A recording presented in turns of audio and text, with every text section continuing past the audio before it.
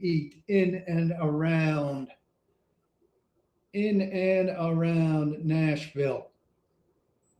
If you can't make it there to eat, there's no reason there should be no sound on here. No reason. Hello, hello. That is weak. Weak shit. Welcome into the Paul Kuharsky podcast. Sorry for that difficulty. I am Paul Kuharsky of paulkuharsky.com, the place for Titans news, analysis, and commentary. Brought to you by Edley's Barbecue, the best place to eat in and around Nashville. If you can't make it there, download their app. They will bring hot food to you fast at a very cheap price. The delivery cost minimal, and so good and tasty. I wish I could have it delivered right here to this auxiliary booth that I'm in the decrepit Nissan Stadium, which is just a season and a game from being replaced by the building across the street. Nice to see you all. Thanks for coming. I appreciate you, and hope you enjoyed this game today where the Titans looked like a pretty good football team. The Chiefs looked like an awful football team, down to their third string quarterback, a guy who nobody's ever heard of. And so, look, they did what they should do against a team who I do love, against a team, what's out of gas after all of these playoff runs and all of these extra games without their first string quarterback. One of the stars of the league, and Patrick Mahomes tore his ACL. Then Gardner Minshew tears his ACL reportedly, and they're down to Chris. I still don't know his name. Chris, but you get the point. Not Oladokun. And Jeffrey Simmons joked with us afterwards. He didn't look at any film. He didn't know the guy's name. He didn't know anything over him. TKB is here to say winning over a draft pick, slowly building momentum. I mean, look, it is a good game for Cam Ward. It is a good growth game for Cam Ward. Io Manor and DK made plays in this game. James Williams made plays in this game. A lot of young guys. And look, I'm not going to argue about the draft pick unless, somebody could pick a fight with me. Here, more people show up in here that agree with me. Dennis said, I said months ago, the draft position wasn't near as important as the development of the players. And I certainly think it's the case with Cam Ward. Cam Ward's thrown 2 touchdown passes 3 games in a row. Today was his best pass rating by a good margin. Wasn't forcing passes, threw a couple inaccurate balls, but they weren't impactful. Seemed to be really in command. And I think you want him to be in command. What was my favorite pass? I mean, I thought the passes to Io Manor and DK on the first drive of the second half, when the Titans really took control of the game, were both great. And I think super encouraging that he got that done and looked really good. Look, the rule about announcing this, it's very annoying to me that Jeff's saying, well, he saw me doing that, and I'm a big guy with red sleeves and a big arm brace. None of that matters. It's a verbal communication. So the guy has to acknowledge you verbally. And if you're not acknowledged verbally, it doesn't matter what you're wearing or what kind of flair you have on or any of that. There were 2 guys that were eligible, I think, on the play. Wasn't Udo in there as well? If you don't hear him in his microphone announce that you're eligible, you're not eligible. It's on you to get yourself declared eligible. So until you hear yourself announced eligible, you're ineligible. Now, the bigger problem here is Clete Blakeman told Mike McCoy on the replay challenge, which maybe he doesn't make, and maybe Helm was in fact out of bounds. But on the 4th down catch on the sideline where there was potential that his feet were in, it was replay adjusted, and Clete Blakeman apparently, according to Mike McCoy, told him it was not challengeable. Well, I knew this was challengeable because I watched Thursday Night Football and heard Al Michaels say, so they're challenging the changed challenge or something like that. And I immediately looked it up, and I tweeted the part of the NFL. It's not from the rule book, but it's from the NFL's explainer on replay challenges, and it says you absolutely can challenge a replay adjusted play. So Blakeman is telling Mike McCoy the wrong thing. And what we should have done as a press corps, and this was bad by us, is had a pool report with Blakeman, so that if that's Blakeman's stance, we could have got Blakeman's stance on that, which is incorrect, because you can absolutely challenge that.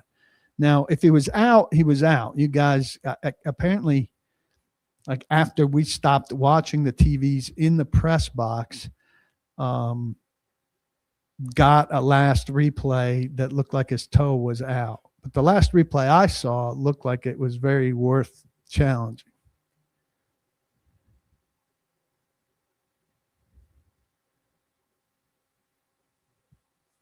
Richard says, I know the Chiefs were depleted, but that was a good-looking win. I agree. Does Arizona actually have a tougher strength of schedule than the Titans now?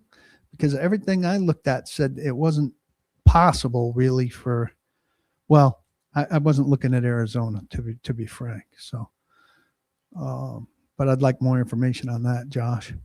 Most important thing in Dom's opinion is watching the speed of the game start to very clearly slow down for Cam. He looks in control, was blitzed almost 50% of the time today and went 11 for 13 on those blitzes. I did not have that stat. I will say, I thought, most impressive thing was his command. He was in full command today. And I think it's important, and I don't know where all the draft people are. Are you guys all changing your stripes, or just all the draft people don't come to my podcast because they know that that's a problem? Yeah, apologize again for the sound problem. That shouldn't happen.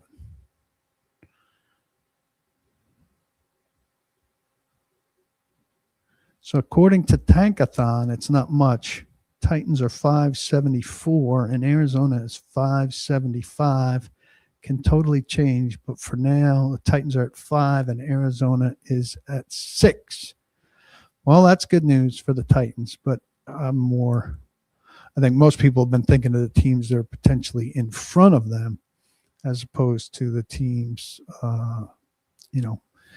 behind them. We're worrying about like the Giants, and, Giants had a chance. I know they were tied 2020 to win today, and Giants or the Raiders are going to win. D Knight says, I hate to credit McCoy, but they've mixed in a lot more zone runs and it's made the offense better. If only they would pass a little more often on first down. I wouldn't credit McCoy. I would credit Hardigree.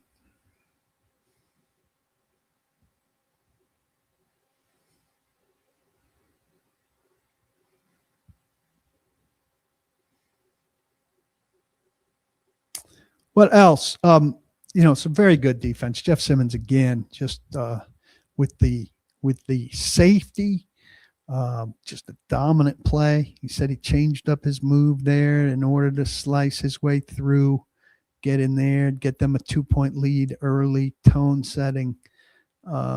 Just fantastic defensive play by him. Good tone setting thing with Cam afterwards, telling him not to be the Grinch. And he was better after the game with regard to kind of appreciating the win as opposed to dragging. Now, that could be just Cam maturing, could be Cam having better numbers than he had in the win in Cleveland. But whatever, it was a better all around feeling. I think people were out of the locker room quicker. More power to them. Holiday week. They're getting out of there after we talked to McCoy. We'll talk to Skoronski and a defender tomorrow. So That'll happen. Reuben Bain over Reese, says Lane. Got a lot of time to consider that.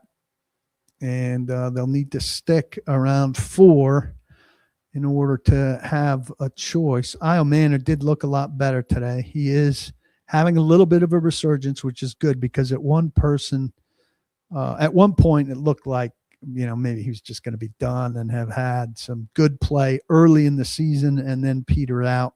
So I'm glad that he kind of, had that dip and has come out of it. Better with Bill Callahan gone. I hate to break it to you, but the 2 coaches who have replaced Bill Callahan are teaching the same things that Bill Callahan teach. They're Bill Callahan disciples.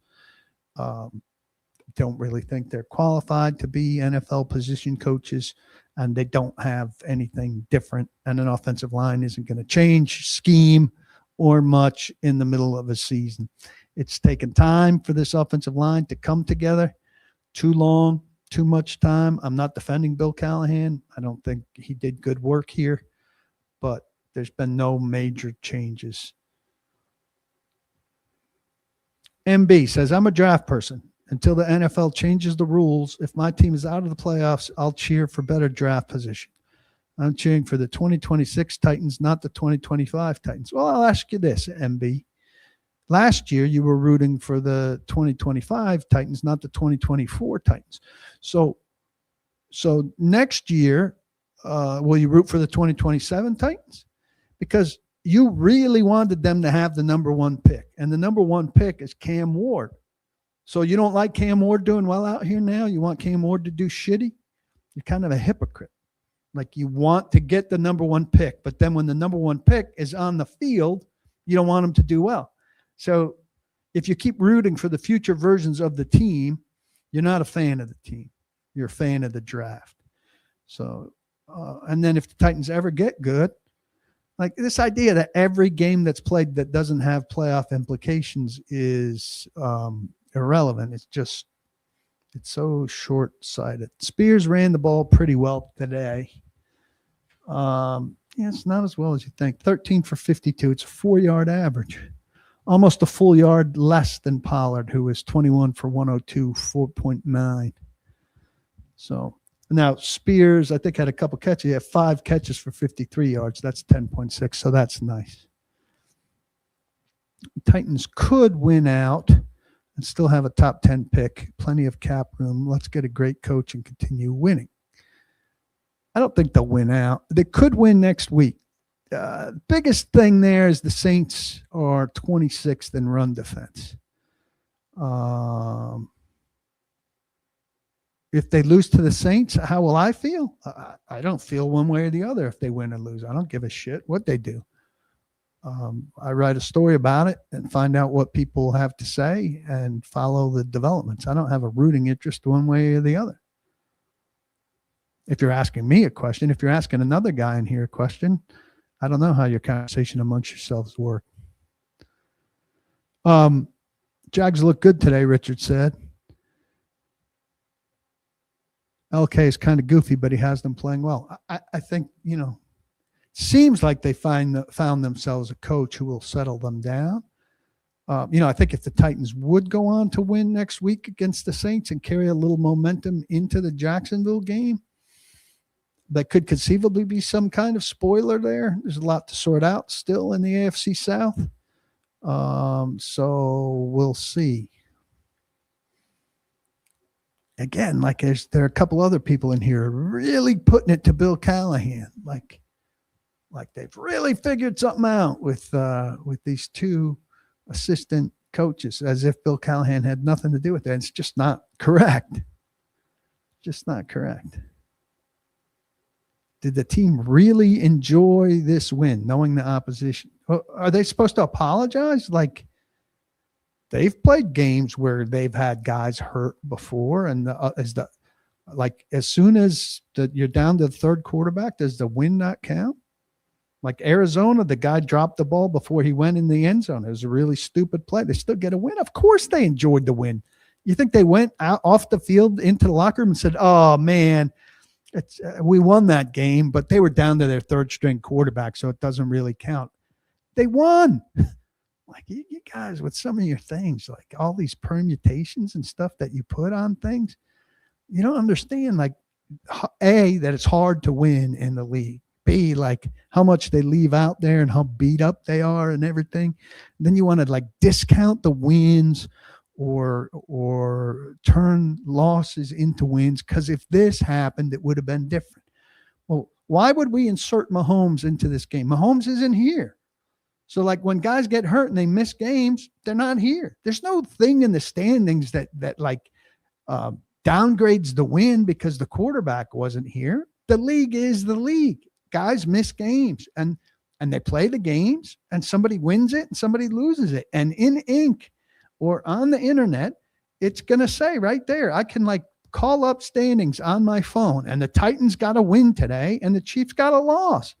And there's no like extra markings for Mahomes not playing. The game is scheduled. It is played. There is a winner and a loser. I mean, nobody's like, when the Titans were good and Derrick Henry missed games in the second half of that season and they lost a couple, they did pretty well, but they lost a couple. Nobody was saying, well, those wins don't count because Derrick Henry wasn't in. I mean, what are you talking about?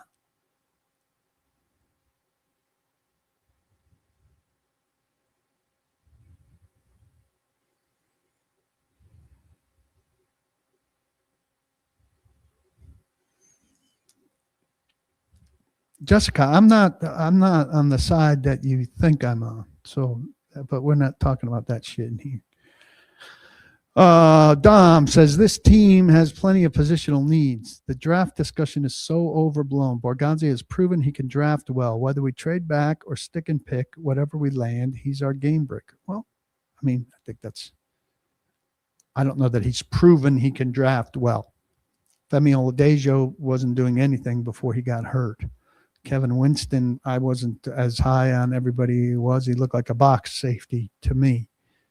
It looks good so far. I'm not declaring anybody a great drafter off of one draft. Is it unprecedented for a team this bad to have two first-team All-Pros? DK and Simmons are close. It's a good question. I don't know.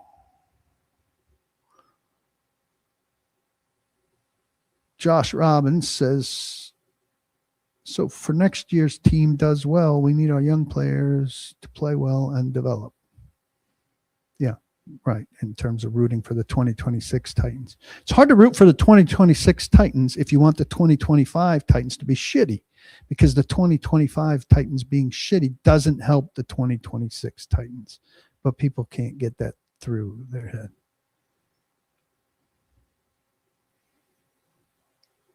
And this permutation, Cam Ward can play well, doesn't mean that he has to win. So let's say Cam Ward's in a situation to drive the team down and win the game at the end. So you'd want him to play well up to that point, but then not to execute the final drive. Yeah, that's a good way to develop him.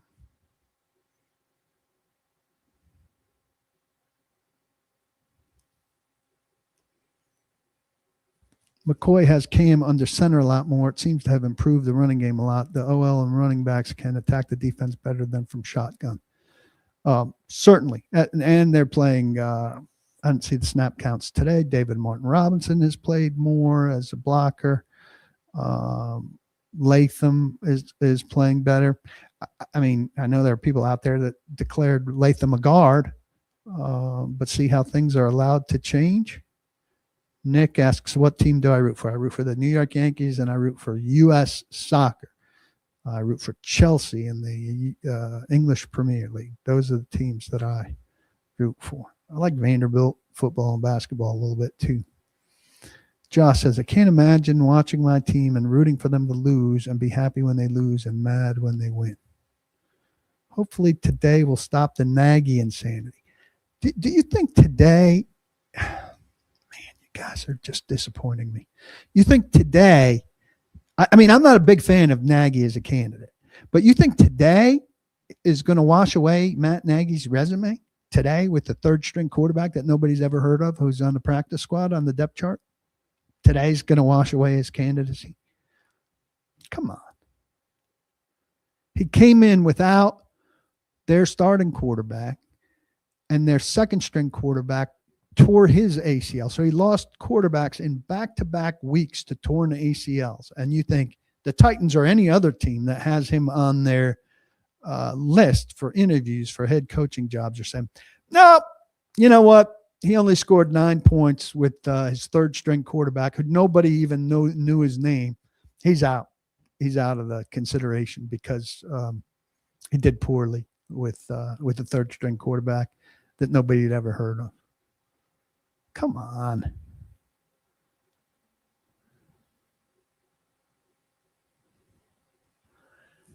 Could you imagine, CRA says, if we had competent ownership, fire Callie when we fired Rand to have the same timeline, then hired Ben Johnson or Liam Cohen? But no, we have crap ownership. Well, they weren't getting Ben Johnson. Ben Johnson turned down jobs for 2 cycles waiting for the right opportunity and went to Chicago. He wasn't coming here. So that's kind of fantastical. And Liam Cohen, quite frankly, wasn't a big hot property, was he? I might be remembering incorrectly, but I think Liam Cohen was kind of a dark horse that came in out of nowhere for the Jags. So good for them. But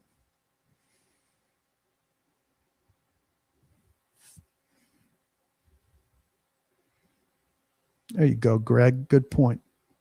Titans aren't exactly healthy. The secondary is full of practice squad players.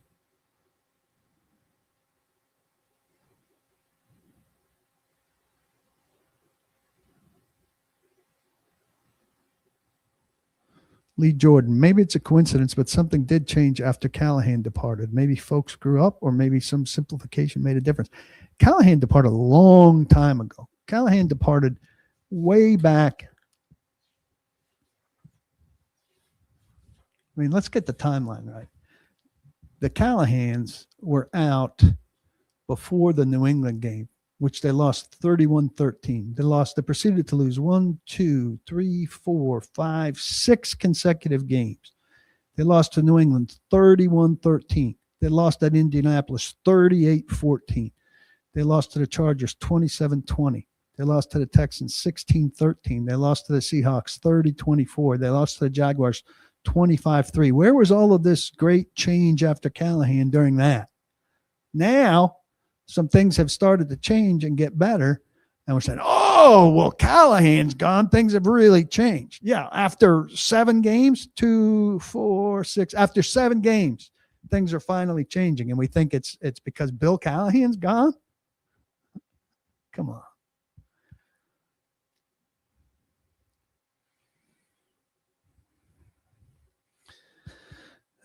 The argument.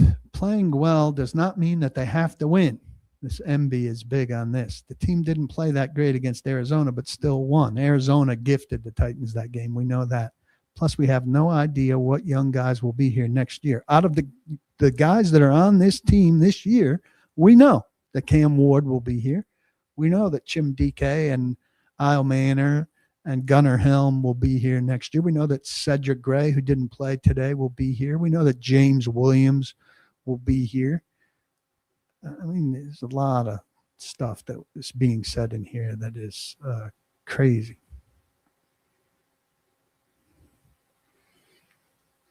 Nick D says, while both coaches are inadequate, I would have stayed with Brian Callahan until the end of the year over McCoy.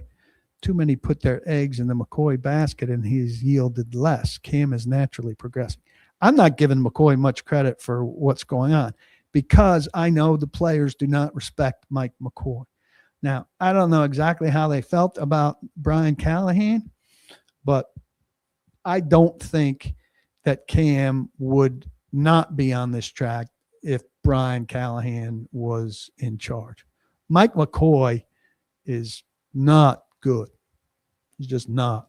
So I think some of this stuff is happening despite him. Some of this stuff is happening because of Bo Callahan. Some of this stuff is happening because players were going to get better no matter what. Scott asks, is the draft less critical with how much cap room the Titans have with free agency in the offseason? Absolutely not. They want to be a draft-driven franchise. There's only so much you can do in free agency. Draft is absolutely critical, but they've got a lot more holes on this team than they can address with one draft class. So free agency is also critical, and having that kind of money is a big deal.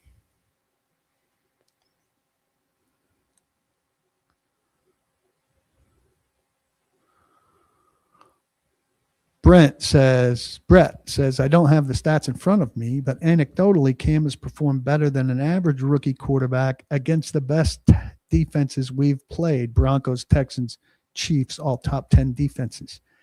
Average rookie quarterback is the key word there. He shouldn't play like an average rookie quarterback. He's the number one pick in the draft. The number one pick in the draft should not play like an average rookie quarterback. Should play much better than an average rookie quarterback. They're not trading up in the draft at any first round level because it costs huge draft capital and they need a lot of players.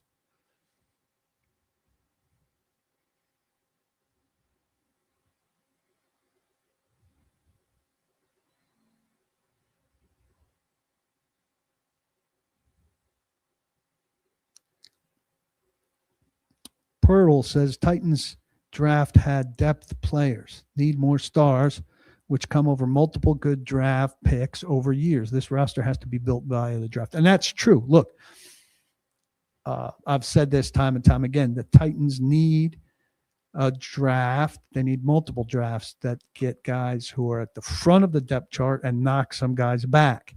Isle Manor and DK need to be a third and fourth wide receiver. The Titans need to draft a clear-cut number one wide receiver, and they need to find a number two wide receiver in free agency and let those guys be where they are. Femi Oladejo is not going to be anybody's number one edge rusher. Could grow into your number two edge rusher, and that would be nice. It's a hard thing to bank on right now, but you need an absolute number one stud pass rusher. Maybe Oladejo can be your number two, right? That's the position they've put themselves in with a lot. How critical can we be on Ward's throws? That first fourth down should have been complete. Multiple throws should have been easy. Multiple? I mean, he completed 75% of his passes. And his incompletions today, his inaccuracies today were far less costly than they typically are. He missed 7 throws. Some of those were throwaways. He did not miss that many. Richard Snyder says, I don't think Nagy is under contract next year, so he could actually be a play-calling offensive coordinator for somebody if he doesn't land a head coaching job. Why would he rather be a play-calling offensive? Oh, well, he could come call plays. I get what you're saying. He could come call plays instead of not calling plays for Reed if he wanted. Yeah, that's fine. But, you know, he's got a cushy job with Reed. So it would depend on who the head coach is and who, how much he liked them and all of that. Robert says, today just proves to me where good quarterback play can drastically affect a team. KC without Mahomes might be the worst team in the league. KC wasn't playing very well with Mahomes, by the way. Somebody pointed that out earlier. Ed Henry points out progress today from Ward throwing deep outside the numbers, hoping it continues. He did. He made a couple of good throws out there. He made a couple. Pirtle, with the secondary depleted, do I think the pass rush did better to cover that up? I think pass rush did okay to cover that up. I mean, they're playing a third-string quarterback. There's not a third-string quarterback in the league that's going to be able to take advantage of that the way you would want. Again, to think that this is symbolic of what Matt Nagy can do with the third-string quarterback, stop saying that. It is so short-sighted and not intellectually honest to think that this one game is Matt Nagy's resume. Stop saying that. I'm not putting another one of you up, but it's dumb. This is Matt Nagy with the third-string quarterback the week after a team that's used to going to the playoffs is out of the playoffs when a lot of guys weren't really giving it their old college try. Here's Robert says, who's the best assistant coach not named Bones Fossil that has high odds of being retained?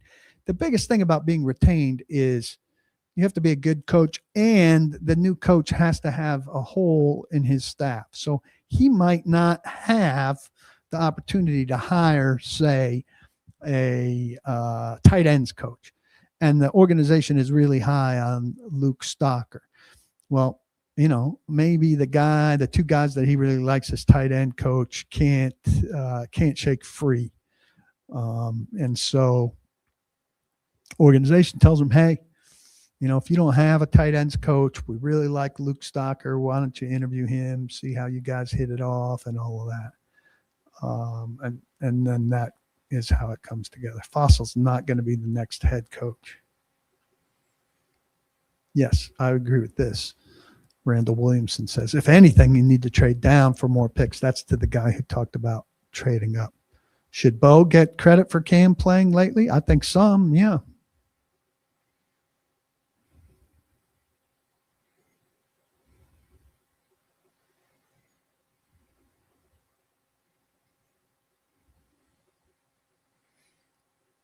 They're not necessarily, they want a leader of men, a coach that's been fired and hired.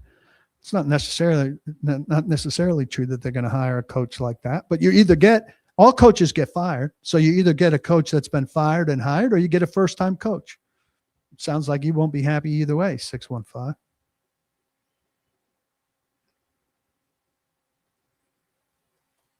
You can't predetermine, Cody Haywood says, should we go receiver first pick in 2026? You can't predetermine the position. You've got to see who's on the board.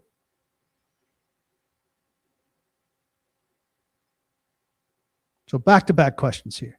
So we're supposed to think Nagy's good when he has Mahomes most of the time. And then after that, Nagy got Mitch Trubisky to the playoffs. I don't particularly want him, but people are so silly acting like he's a bum.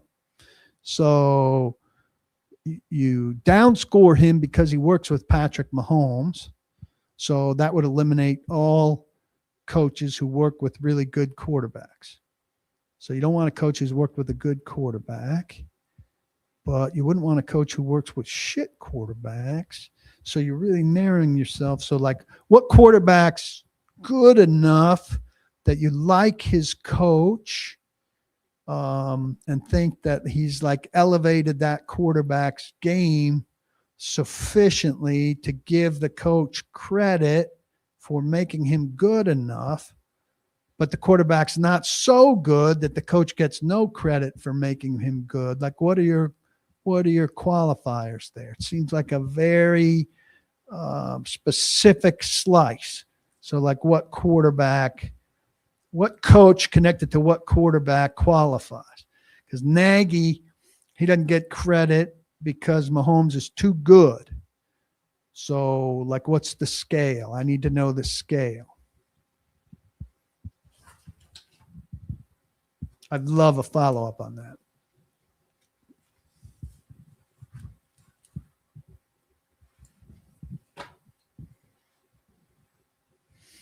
Getting down to some newer comments.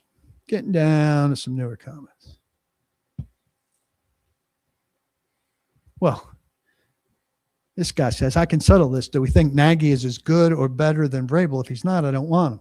Oh, he's not as good or better than Vrabel. Who do you think in this coaching market says good or better than Vrabel? You think they're getting a coach as good or better than Vrabel? I hate to break it to you, bud, but you're going to be disappointed. Yeah, I know identity. You were in defense of Nagy. I was contrasting you with the other guy who is killing Nagy. Okay, then he's out. All right, so name the coach who is better or as good or better than Vrabel, because you're not going to find any. I don't think. I think Vrabel's one of the top 5 coaches in the league. You think that they're getting one of the top 5 coaches in the league? I have a feeling New England will win tonight. Travis is asking me, but I'm not great at picking games, and that's not a game that I picked in the 3 games that I picked for this weekend. How much do I think they pay Skoronski? I think they'll pay Skoronski top guard $1 when the time comes. I don't know what that number is. Simmons keeps saying he wants to be here. Do I think he gets a contract in the offseason? Well, he's under contract, so he's got no choice about being here. But I think he will get a revised contract, yes. I like Tate out of Ohio State a great deal, but I can't say he's going to be the first-round pick. I don't know what spot they're picking in. I don't know who else is available. I don't know how he compares to the rest of the wide receivers. Unlike a lot of my colleagues, I'm not going to pretend to be a draft expert. This is an assumption. Scott Rich says, I assume Nagy's very high on Borgonzi's list with the KC connection. Well, I've worked with people at ESPN say, they're not all high on my list because I worked with them. So I worked with people at the Tennessee, and some of them I love dearly, and they're some of my best friends in the world. And some of them would be nowhere near high on my list. Same with the Zone where I worked. So isn't that the same way for you, Scott? Or do you love everybody because you worked with them? How much stock do I put in Diana Rossini's list of mostly defensive coordinators for head coaches? I think those guys are probably in the mix somewhere. I think it's a long list. I think it's very early. John Fossil, my educated guess is I know they signed coordinators to 3-year deals. So I presume they signed him to a 3-year deal, which means he's under contract for 2 more years. So unless the new coach comes in and has somebody he absolutely loves and convinces Borgonzi and Brinker that he needs as a special teams coach instead of Fossil, I would presume that Fossil is back.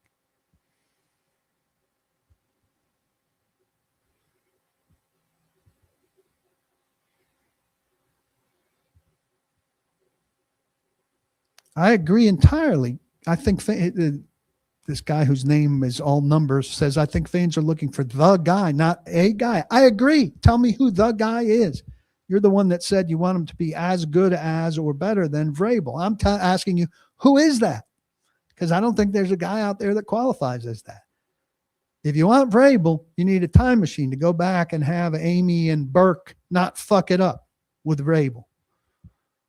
And I also think, if you want a Vrabel, then you want a real alpha. And they don't want an alpha because they're a bunch of betas. They need a beta.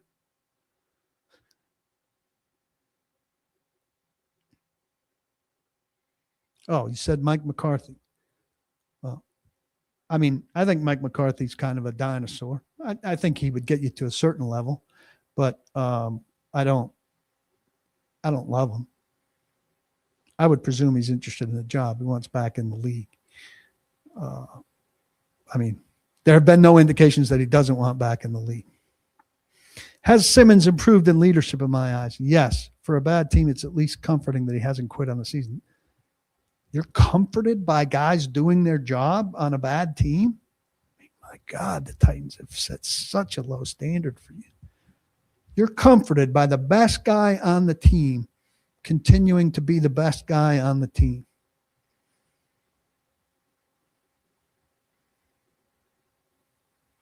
Vrabel is good when he's focused on coaching and not on politics and power struggles. Yeah, he's good when they don't do something stupid like hire Rand Carthon, who's not qualified for the job, to come in. He's great if you don't do something stupid like that.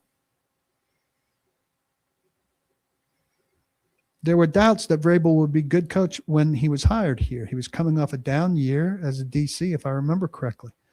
You don't know how good a head coach is until the product is on the field. RP, we're not talking about Vrabel when he was hired. We're talking about Vrabel now when we know he's good.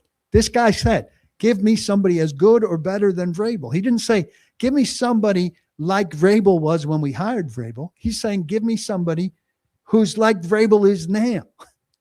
You're changing the context entirely. And this I presume is about the Ohio State receiver. If he's there, would I pick him? I need way more context than that. Who else is there? Where are the Titans picking? All of that stuff. You're making it way too simple. It's not that simple.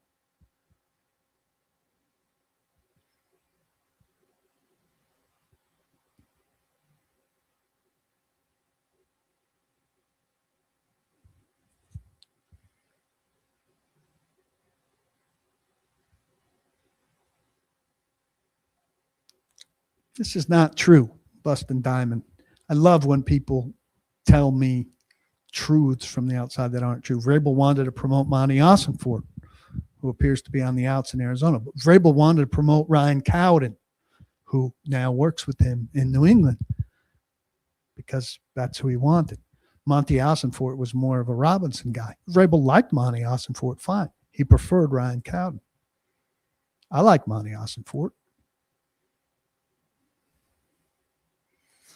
Yeah, this is a little overstated. I know who you listen to on the internet, Bustin. You need to get off of him because he overinterprets information. Vrabel said a few things about the play calling or the plays, which people are, I don't think people in New England are overinterpreting it. I think one person in Nashville is overinterpreting that Vrabel doesn't want McDaniels anymore. I mean, if Vrabel gets rid of McDaniels, we'll talk about it. I'm not going to presume that from your loudmouth presuming it. Only running back 615 would want is Breece Hall, other than bring Pollard back. Well, that's dumb that you would only. Sorry, it's I think short-sighted to only want one running back over Pollard, who for weeks and weeks looked like he was washed. Breece Hall would be a good choice. I haven't looked at the free agent list. I'm sure there are other younger backs with more juice. But first, we need to know who the coach is and what kind of offense he's going to run.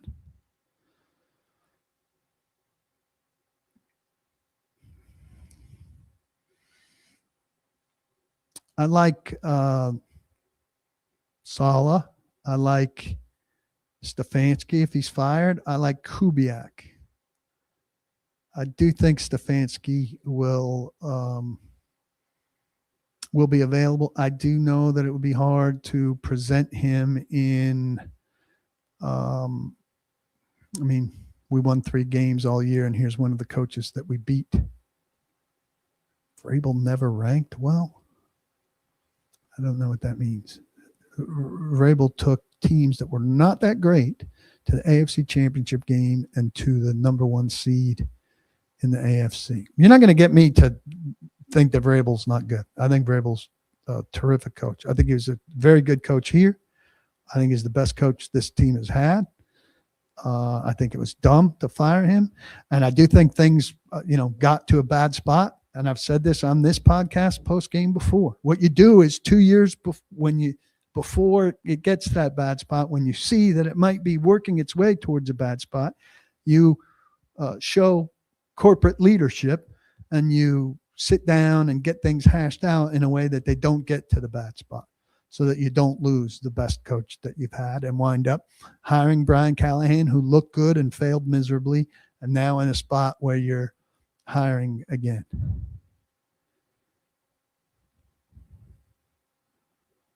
And I like Arthur Smith a great deal, but I don't know that he proved much as a head coach. He has never had a good quarterback, but I don't know where he rates on the leader of men.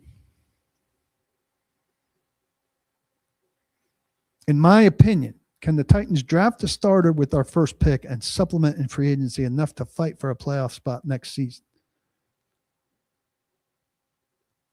In my opinion, the first round pick absolutely is going to be a starter next year, unless they absolutely bomb. It's a starting edge or a starting receiver or a starting cornerback.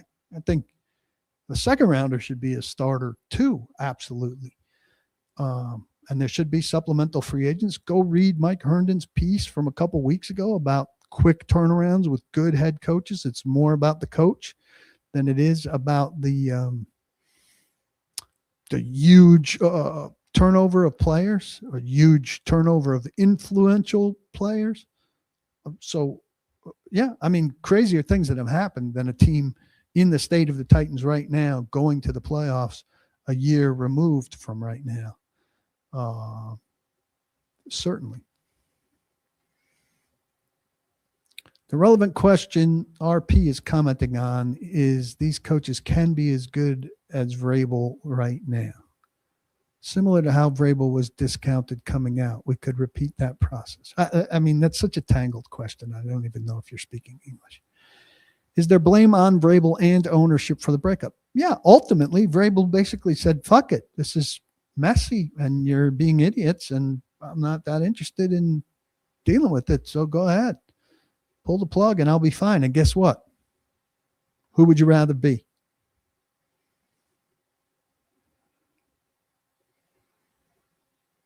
I didn't see this from Albert Breer. Get that to me. She needs to take a back seat. Ryan says Albert Breer reported Amy going to take a back seat to the coaching search.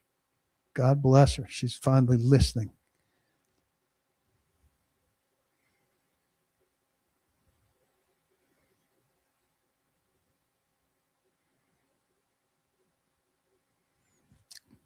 Pirtle says Vrabel's a close second to Fisher only because Fisher had to deal with all the moves and a Super Bowl appearance. Doesn't make him a better coach. And I thought Fisher was a good coach, but Charlie, you're not watching the games? Is the kid we picked up from Baltimore still playing at cornerback? Jalen Armour Davis. Yeah, he started today.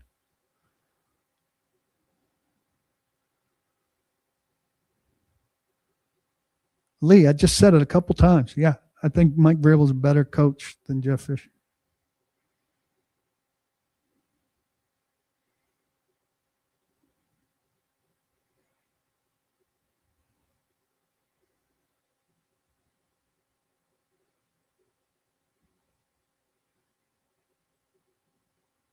I've said this from the start. I said it as soon as they fired Callahan. Mike Borgonzi needs to be in charge of this coaching search, needs to basically present his guy to Amy, let them have a cup of coffee and come out of the room smiling, and for Amy to say, go ahead. That's the best thing that could happen to the franchise. I don't envision it happening that way because she likes to get involved. And she likes to have a buddy.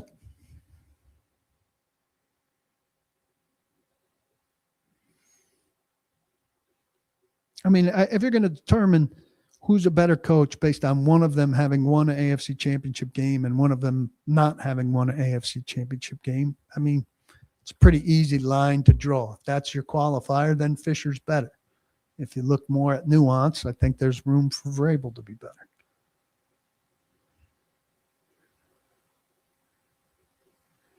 What else we got off of today and off of what's going on?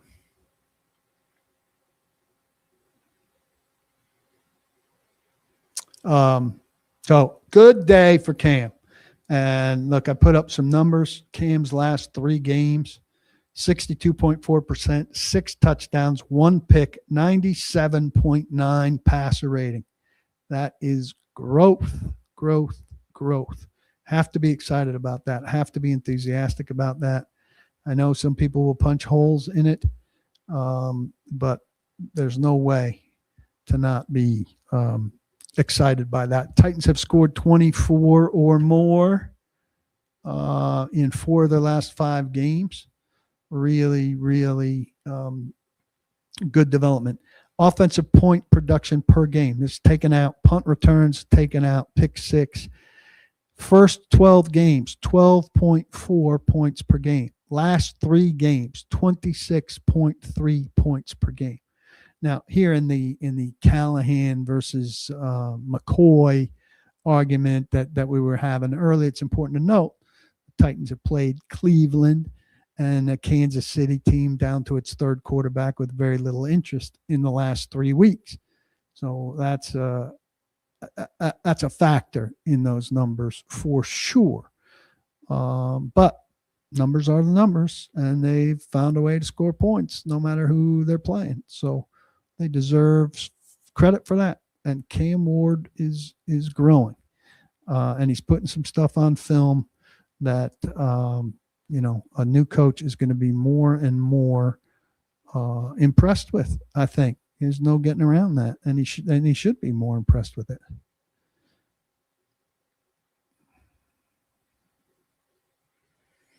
Is Ward better, Scott asks, the last few weeks because the run game has come alive? Absolutely. But, what took the run game so long to come alive? I talked to Peter Skoronsky about this last week, and I think there's really a lot to it, that they were just fed up and pissed off after the Jacksonville game when they scored 3 points, kind of finally got their attention, and they got angry and played with a determination to make it work. Now, why didn't that show up sooner? It should have showed up sooner, frankly. It's disappointing that it didn't. Yeah, I think today, Robert asks, has Cam had the best rookie season among Titans quarterbacks? I think today he became the leading yardage rookie. I don't think that's very challenging. Steve didn't play as a rookie. So a lot of other bad quarterbacks on that list. Is Ward growing into a multi-year starter? I mean, the plan, of course, was for him to be a multi-year starter. Kind of a. Was it Vrabel's call to bring Henry back in the 2021 divisional game instead of riding the hot hand of Foreman? Yeah. Yeah. Every coach in the league is going back to his star instead of staying with the hot fill-in. Didn't work out. I think any coach would be all right, would sleep okay going back to his guy.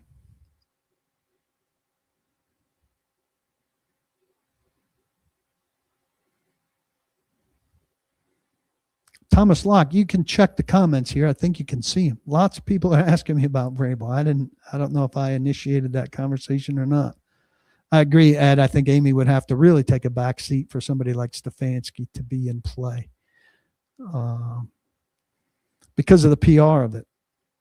So, offensive line play has been better, Pirtle says, to give coaches opportunity to be the next O-line coach, depending on the head coach. Are you seriously asking me, do I give Bill Callahan's disciples, who are kind of scrub level replacements, assistant offensive line coaches, do I give them a chance to stay on the next staff because the Titans have had 3 good offensive line games in a row? Let's have some aspirations here. Let's go out and get a good fucking staff for a new guy. Like, the Titans shouldn't be keeping hardly any of these guys. Fossil, yeah. Stocker maybe is an up-and-comer. And I like a lot of these guys. I think some of them are good. I think Denard Wilson's an excellent coach. But if you're starting over, you got to start over.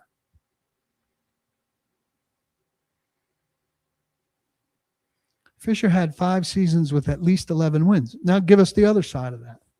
I mean, he coached for what? A lot of years. So you can't give us one side. What would I do if I was GM? I'd have an exhaustive coaching search, but I wouldn't be GM because I'm not. If Munchak would come back, I know 2 years ago when they hired Callahan, he would have come back to work for the right coach, but he's not going to know any of these young guys. He might know Matt Burke. He knows Matt Burke, probably the defensive coordinator of the Texans, who was on Rossini's list. Even if he's comfortable enough in retirement now to not be the offensive line coach, get him in as some kind of consultant.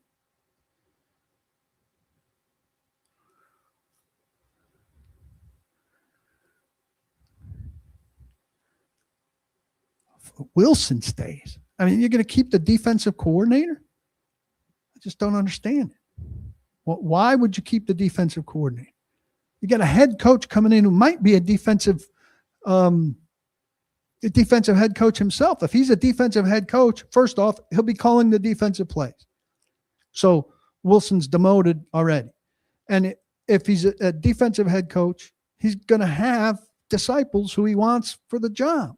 Why are you keeping people? You guys are crazy. Do not keep people. This team has won 5 games in 2 years. You're cleaning house. When you fire the head coach 6 games in, that means you're getting rid of the staff. Don't find I like Denard Wilson a lot. I think he's a really good coach. But when it's time, it's time. You let him go somewhere else and you watch him and you wish him good luck. What is he? Nashville falls in love with people. Also, you got to keep Mason Kinsey, right? Because he's a great story. And Restrepo, he's going to be the guy that saves everything next year. For fuck's sake, let go of people.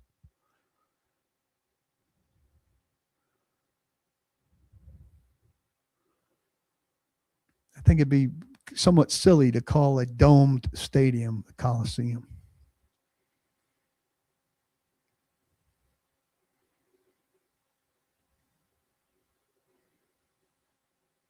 She had 5 seasons. Fisher had 5 seasons, sub 500, 5 seasons, 11 wins or more, and the rest at 500.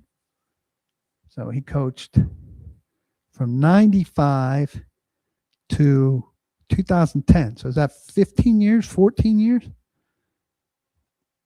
And we're excited about 5 seasons, 11 wins or more.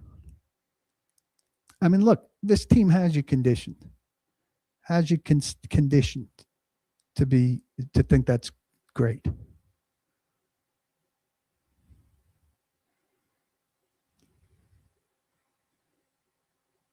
The new stadium is Nissan Stadium.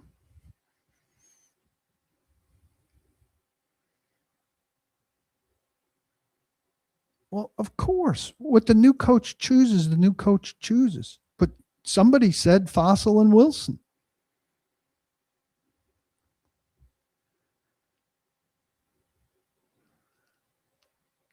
What you guys do in here is so insane to me. I love Jeff Fisher. He's a great guy, very good coach during his prime. But you put me in position that I have to. It's like Frank Wycheck with the Hall of Fame. I love Frank Wycheck. But you put me in a position where I have to talk you down to earth, and it makes it sound like I don't like Frank Wycheck. Makes it sound like I don't like Jeff Fisher, because your affection for the franchise, I respect that you have affection for the franchise, but your lack of realism about where these guys actually stand is preposterous.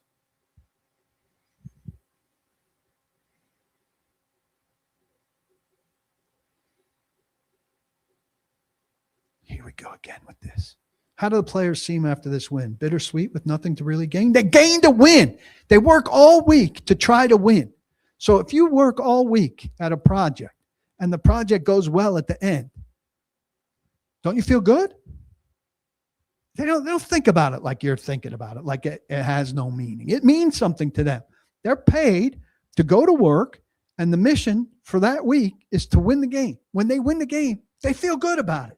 They're not sitting down and going, well, we fucked up our draft status and it doesn't mean anything because every game that doesn't have playoff implications means nothing. Their job is to go out, execute a game plan, and win a game. They did that. You think they're not happy? Makes no fucking sense. Should have kept Burks. Jesus. What has Burks done since that one catch that was on TV? 6 playoff appearances in 16 years for Jeff Fisher. And people in here want to throw a parade. Somebody give me that percentage. 6 divided by 16.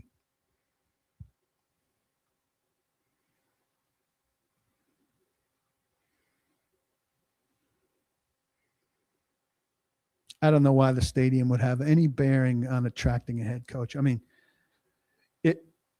he's not playing his home games in a dump. That's good.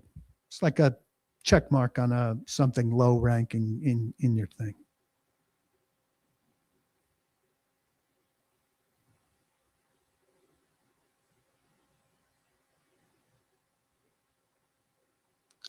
How long does Nissan Stadium have the naming rights of a new stadium? They're not even in it yet, and we're worrying about how long they have the rights. I have no idea.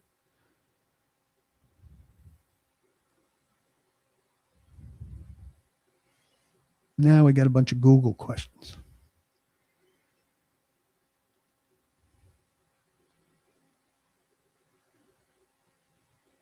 Hi, Jay. Got my name right. All right. Come join paulkuharsky.com for fun engagement like we've had here today, where I could try to talk some sense into some people. Here, this guy thinks it's gold. He doesn't know how I keep my cool half the time with these questions. I don't know if I've kept my cool. think the boys win out? No, I don't think they beat Jacksonville. And look, I'm never going to expect the Titans to win.